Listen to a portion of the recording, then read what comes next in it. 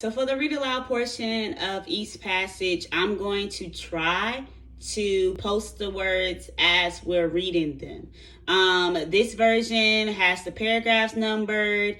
I've labeled the sections of the reading as well. And I've circled all of the words that you are going to see in the chart of the difficult words. As the scholars are reading along, again, just make sure that they're circling more words and adding those words to the comments that they are confused about. So let's go ahead and jump right in. A Chance for Freedom by Laura McClure. Two brothers crept carefully through the mountains in China. The boys, along with their mother, sister, and aunt, had fled their home in North Korea. They hoped to find a better life in South Korea. Like China, North and South Korea are countries in Asia. If the Chinese police had found the family, they would have sent them back to their country to be punished or even killed. I am now at section 2, paragraph 3, A Long Journey. The brothers, Young Hoon and Young Jun, and their family members walked, rode in cars, and flew on an airplane to reach South Korea. Their journey took about a year. They were lucky. There were about 200,000 to 300,000 North Koreans now hiding in China, but only about 2,000 of them are expected to make it to South Korea this year. I am now at section 3, paragraph 5, A New Life. Young Hoon, Young Jun, and their family members risked their lives to reach South Korea. Why? If they had stayed in North Korea, they faced starvation. Many North Korean children are hungry because their families cannot find food. In fact, over the past 10 years, about 2 million people in North Korea have starved to death.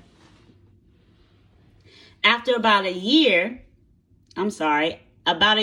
after their arrival, the brothers tell me they are happy in Seoul, the busy capital city of South Korea.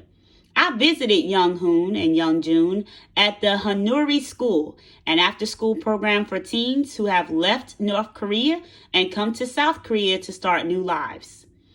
Teachers at Hanuri help with the North Koreans' schoolwork. Many of the teens did not go to school regularly in North Korea, so they are behind in their lessons. I'm now flipping to page 2, and you guys can flip over to the back or the second page of your reading as well. We are now at section 4, paragraph 8, Worlds Apart.